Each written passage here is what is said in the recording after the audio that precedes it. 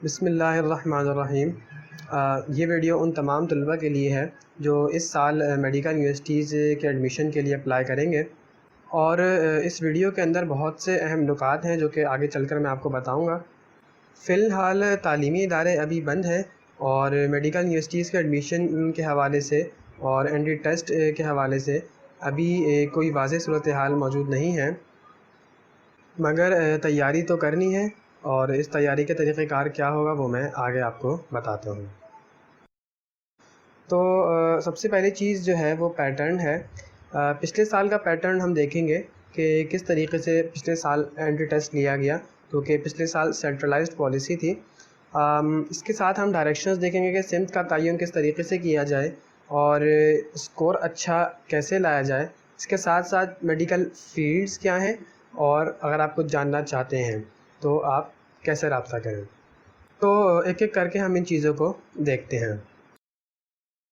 पिछले साल का जो पैटर्न था उसमें टोटल 200 MCQs थे, जिसमें से बायोलॉजी 80, फ़िज़िक्स 60, केमिस्ट्री 40 और इंग्लिश के 20 MCQs शामिल हैं। और ये चारों सब्जेक्ट्स मिला के टोटल 200 MCQs बन जाते हैं। बायोलॉजी के जो 80 सवालात हैं इसको हम 40 फर्स्ट ईयर और 40 सेकेंड ईयर में डिवाइड कर सकते हैं। इसी तरह फ़िज़िक्स के जो 60 सवालात हैं इनको हम 30 और 30 यानी first year physics 30, second year physics 30 के अंदर डिवाइड कर सकते हैं।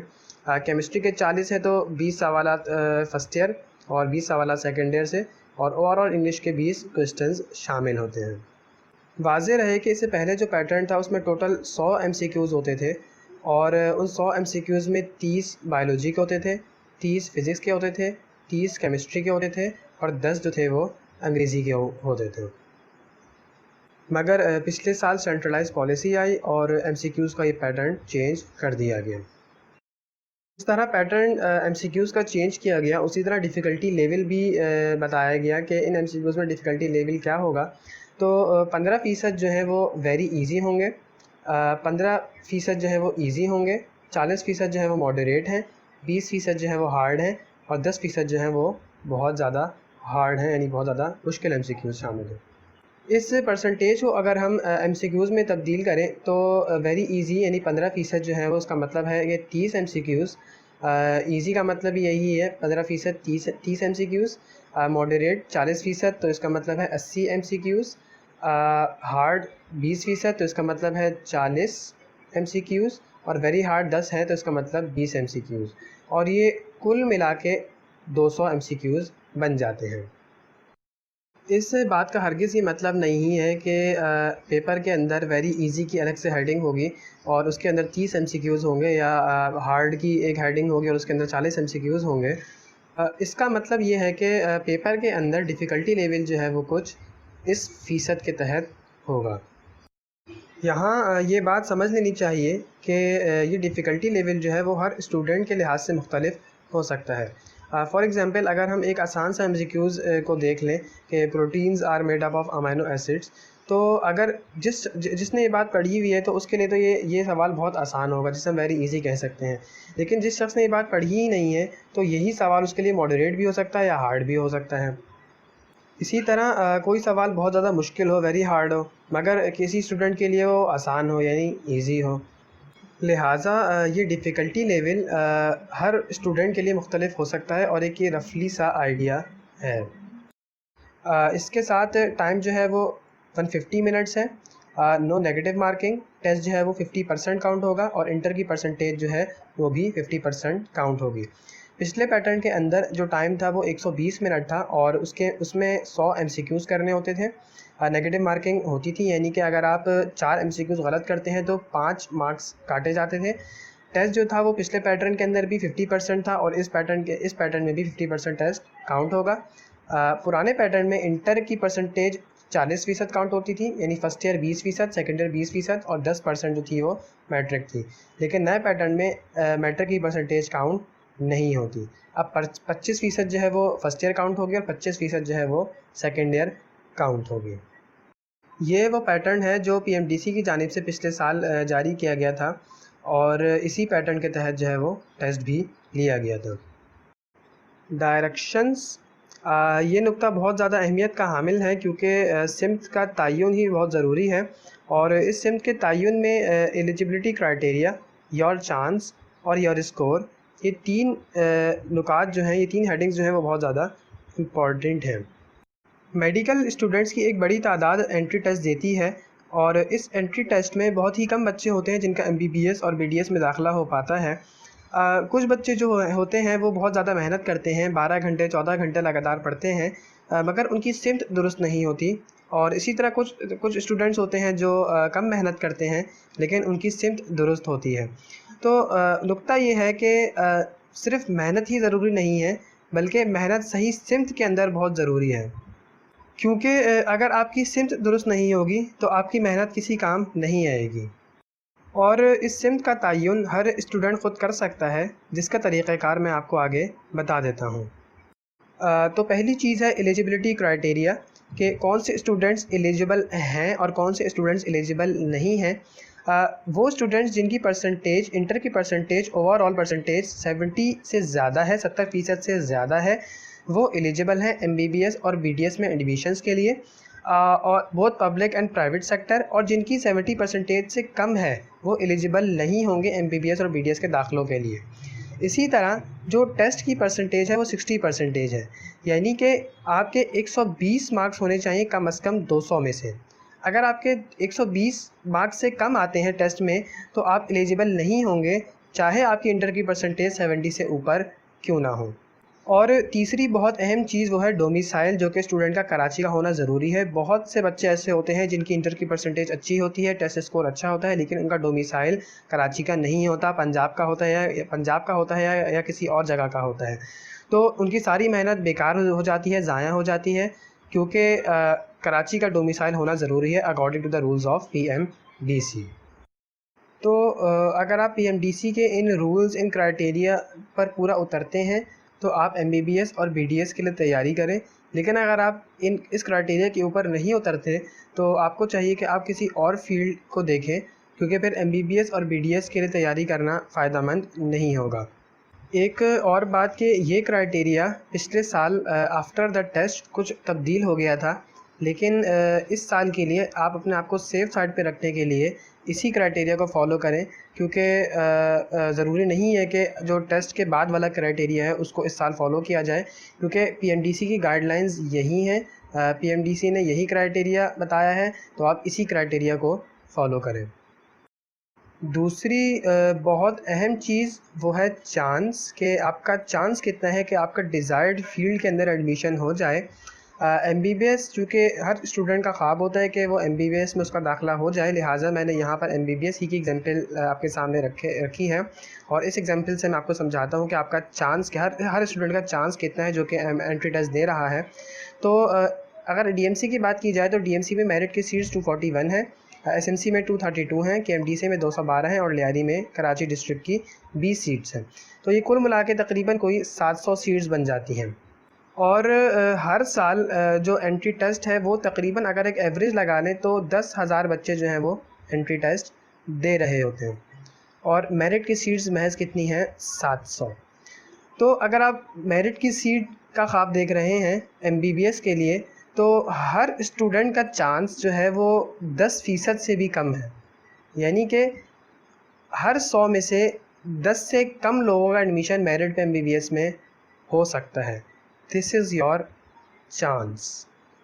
अब किसका चांस ज़्यादा है और किसका चांस कम है, ये डिपेंड करता है आपके इंटर की परसेंटेज के ऊपर और आपके टेस्ट स्कोर के ऊपर।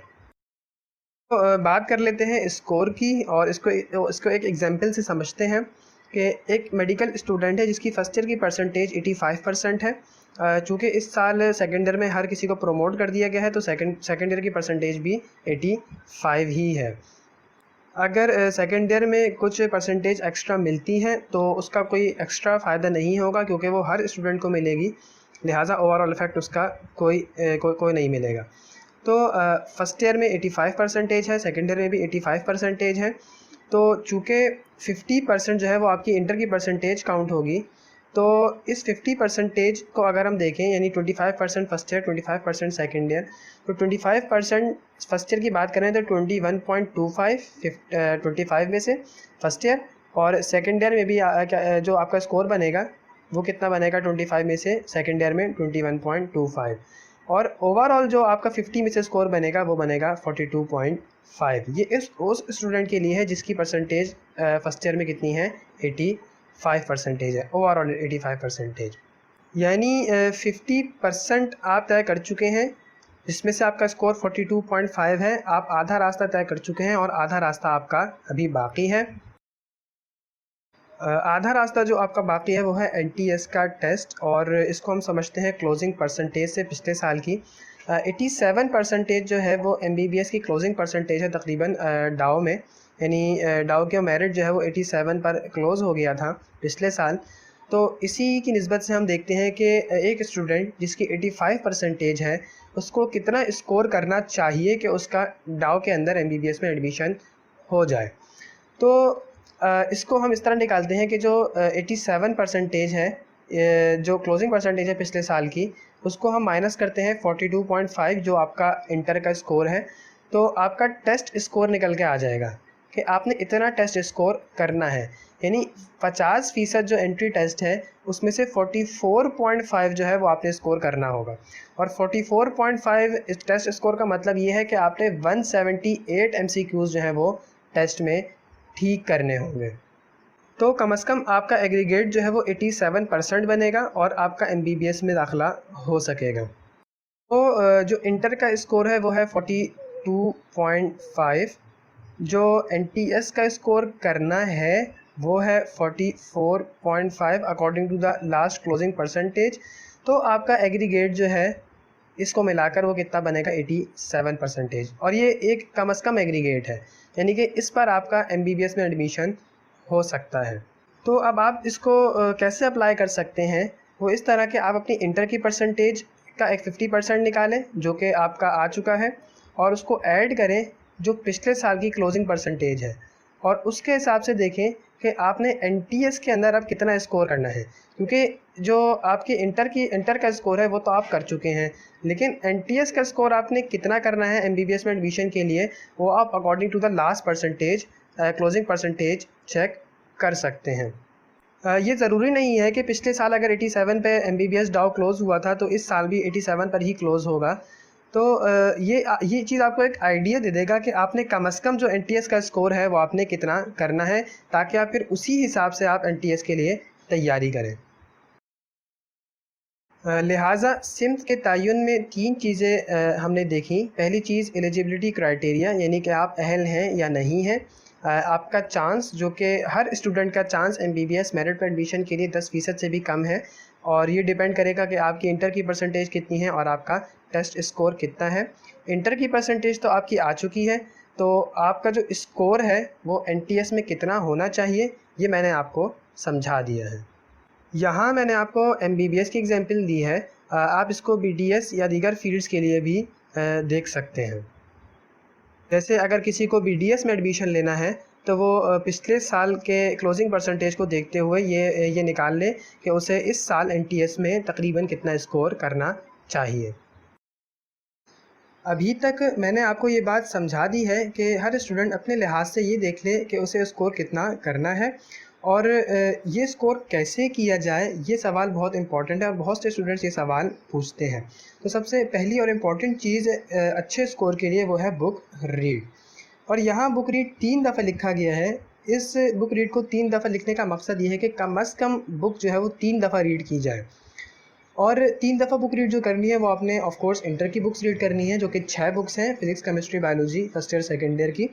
और बुक रीड का तरीक़ाकार ऐसा ना हो कि इसको रात में सोते हुए लेट कर पढ़ लिया एक नावल की तरह, बल्कि इसको इस तरह पढ़ना है कि पूरी कंसंट्रेशन के साथ, और जो इम्पोर्टेंट पॉइंट्स हैं उसे हाईलाइट कर लिया जाए।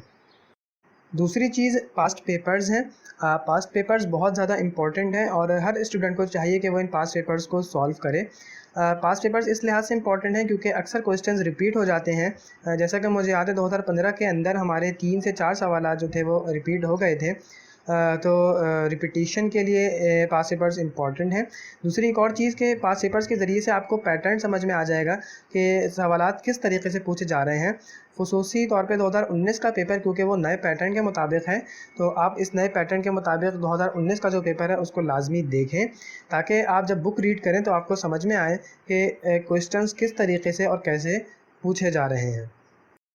एनटीएस के पास पेपर्स के अलावा ए लेवल्स के पास पेपर्स भी मौजूद हैं जो रेड स्पॉट के नाम से आते हैं, और ये रिकमेंड किया जाता है कि स्टूडेंट्स ये पास पेपर्स भी सॉल्व करें।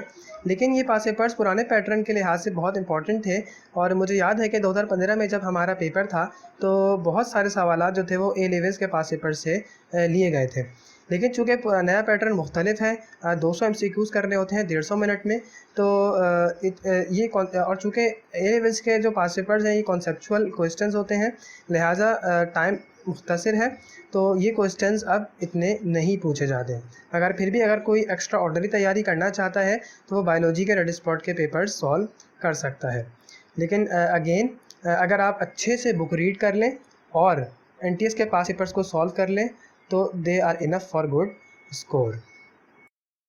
फील्ड्स का टॉपिक बहुत ज़्यादा इम्पॉर्टेंट और बहुत वसी टॉपिक है। उमूमन दो तरह के स्टूडेंट्स होते हैं। एक वो कैटेगरी होती है जो नंबर्स के लिहाज से डिसाइड करती है कि उसे किस फील्ड में जाना है। मिसाल के तौर पे अगर उनका स्कोर ज़्यादा आ जाता है तो वो एमबीबीएस में एडमिशन ले लेते हैं। अगर उनका स्कोर थोड़ा कम आता है तो वो बीडीएस का सोचते हैं, और अगर और कम आ जाए तो वो दीगर फील्ड्स का सोचते हैं। और दूसरी तरह के स्टूडेंट्स वो होते हैं जो पहले से डिसाइड कर लेते हैं कि उन्हें किस फील्ड के अंदर जाना है। यानी कि अगर उन्हें बीडीएस में जाना है, एमबीबीएस में जाना है, तो उनके जहन में पहले से ये बात होती है कि उन्हें किस फील्ड के अंदर जाना है इर्रेस्पेक्टिव ऑफ देयर स्कोर्स। दोनों फील्ड्स के अंदर कुछ पॉजिटिव बात भी है और कुछ नेगेटिव बात भी है, तो उसको हम डिस्कस करते हैं। तो जो पहली तरह के स्टूडेंट्स हैं वो चूँकि स्कोर से डिसाइड कर रहे हैं, तो ये बात तो दुरुस्त है कि स्कोर एक अहमियत का हामिल है और ज़ाहिर सी बात है स्कोर होगा तो एडमिशन हो पाएगा। लेकिन महज स्कोर को देखना ये दुरुस्त नहीं है, क्योंकि स्टूडेंट का अपना शौक़, अपना इंटरेस्ट उस चीज़ के अंदर कहाँ है ये स्टूडेंट नहीं देख रहा होता। हमारा तालीमी निज़ाम जो है वो चूँकि स्कोर्स पर ही चलता है। अच्छा स्कोर आएगा तो अच्छी फील्ड मिल जाएगी, तो स्टूडेंट्स ये वाली चीज़ सोचते हैं, जबकि वो ये नहीं सोचते कि आया कि उस फील्ड के अंदर उनका इंटरेस्ट है भी या नहीं। और जो दूसरी तरह के स्टूडेंट्स हैं वो बस ये देखते हैं कि उन्हें किस फील्ड के अंदर जाना है। फॉर एग्जांपल किसी के वालिदैन ही कह देते हैं कि भाई आपको तो बस एमबीबीएस में ही एडमिशन लेना है। अब चाहे उस बच्चा या उस बच्ची का स्कोर जो है वो इंटर की परसेंटेज जो है वो 50 हो, जाहिर सी बात है ये पॉसिबिलिटी तो नहीं हो सकती। तो दोनों तरह के स्टूडेंट्स जो हैं वो कहीं ना कहीं लैग कर रहे हैं। तो इस चीज़ को हम समझते हैं कि कौन सी फील्ड में जाना चाहिए या फील्ड को कैसे चुनना चाहिए। इस चीज़ को देखते हुए फील्ड में जो बात सबसे ज़्यादा इम्पॉर्टेंट है वो है आपका इंटरेस्ट, कि आपका इंटरेस्ट किस फील्ड के अंदर है। बहुत सारे स्टूडेंट्स जो हैं वो ये सवाल करते हैं कि भाई ये पता कैसे चलेगा कि मेरा इंटरेस्ट जो है वो इस फील्ड में है या फ़लाँ दूसरी फील्ड में है। तो ये बात याद रखिए कि कोई दूसरा शख्स आपको नहीं बता सकता कि आपका इंटरेस्ट जो है वो फ़लाँ फील्ड में है। ये आप ख़ुद तलाश कर सकते हैं या ख़ुद पैदा कर सकते हैं इंटरेस्ट। और इसकी मिसाल इस तरह समझे कि एक स्टूडेंट ने मुझसे पूछा कि उसका इंटरेस्ट जो है वो एमबीबीएस में है। तो मैंने इससे एक सवाल किया, मैंने पूछा कि एमबीबीएस की आपको फुल फॉर्म आती है? तो वो मुझे नहीं बता सके। तो इस चीज़ से ये समझिए कि आप जिस फील्ड में जाना चाहते हैं, फॉर एग्जांपल एमबीबीएस ही की बात कर लें, तो आपको उसकी एक चीज़ पता होनी चाहिए कि इन 5 सालों के अंदर जो एमबीबीएस में आप लगा रहे हैं, जो आप उन 5 सालों के अंदर पढ़ेंगे, आया आप वो पढ़ भी सकते हैं या नहीं। आप इन 5 सालों के बाद जिस फील्ड में जाना, जो फील्ड्स मौजूद हैं एमबीबीएस के बाद, उन फील्ड्स में आप सर्वाइव कर भी सकेंगे या नहीं। तो ये बात बहुत इंपॉर्टेंट है, और ये आपको फील्ड चुनने के लिहाज से बहुत इंपॉर्टेंट है, क्योंकि अगर आपने एक दफ़ा एडमिशन ले लिया तो फील्ड को तब्दील करना बहुत ज़्यादा मुश्किल हो जाता है। इस इंटरेस्ट के साथ जो ग्राउंड रियलिटी है वो है आपका स्कोर। अब आपका स्कोर भी है और इंटरेस्ट भी है, तब तो वेल एंड गुड, आपका उस फील्ड में एडमिशन हो जाएगा। लेकिन अगर आपका स्कोर नहीं है और आप समझते हैं कि आपका इंटरेस्ट जो है वो किसी फील्ड के अंदर है, लेकिन उसके मुताबिक आपका स्कोर नहीं है, तो फिर जाहिर सी बात है कि आपको कोई दूसरी फील्ड तलाश करनी पड़ेगी। ये ग्राउंड रियलिटी है। और आखिर में ये कि आपके पास कोई सवाल हो, कोई चीज़ पूछना चाहते हो, समझना चाहते हो या पढ़ना चाहते हो, तो आप रब्ता कर सकते हैं। और उम्मीद ये है कि ये डिस्कशन आपके लिए फ़ायदेमंद साबित हुई होगी।